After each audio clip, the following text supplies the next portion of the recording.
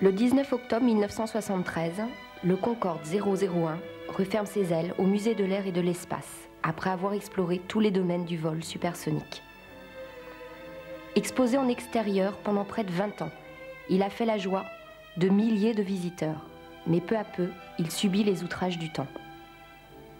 Si bien qu'en février 1992, un conseil scientifique est constitué par le musée pour expertiser l'état de dégradation de l'appareil. Apporter une réponse à l'état d'endommagement d'un objet de 60 mètres de long, 25 mètres d'envergure et 11 mètres de haut n'est à l'évidence pas une chose facile. Il nous a fallu tout d'abord comprendre l'architecture de cet appareil, c'est-à-dire détecter les points structurellement importants, mais aussi comprendre, étudier les matériaux en présence, ainsi que les mécanismes de dégradation, leurs causes, mais aussi leurs conséquences en termes de conservation de l'appareil. Ce que les investigations ont surtout montré, c'est que la structure de cet appareil était saine. Aucun aspect rédhibitoire à une restauration n'a pu être constaté. Cet avion, symbole du patrimoine et du savoir-faire aéronautique, pouvait donc être sauvé. La suite du programme allait donc être engagée. C'est le 18 mai 1994 que le Concorde 001 quitte le musée pour gagner le hangar de la base aérienne de Duny. À cette année d'études préparatoires allait succéder un chantier de grande ampleur qui allait nécessiter près de 10 000 heures de travail. Des équipes constituées d'ouvriers du musée, d'aviateurs de l'armée de l'air, d'élèves ingénieurs et de quelques bénévoles vont se relayer au chevet de l'avion. L'opération de décapage a duré 2 mois, 7 jours sur 7. Chaque panneau, chaque vis, chaque rivet a été méticuleusement poncé. La corrosion a été enlevée par projection. Enfin, un ponçage de finition a été nécessaire afin d'uniformiser la surface.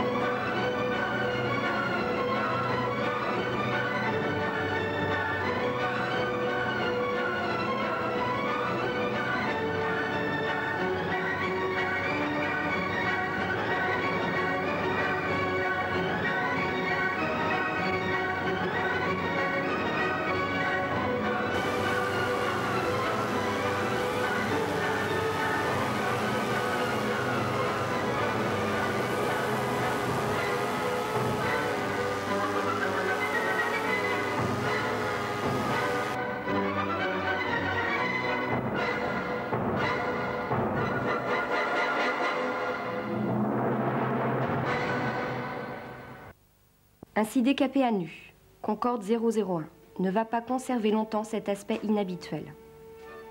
Sa mise en peinture débute le 16 septembre.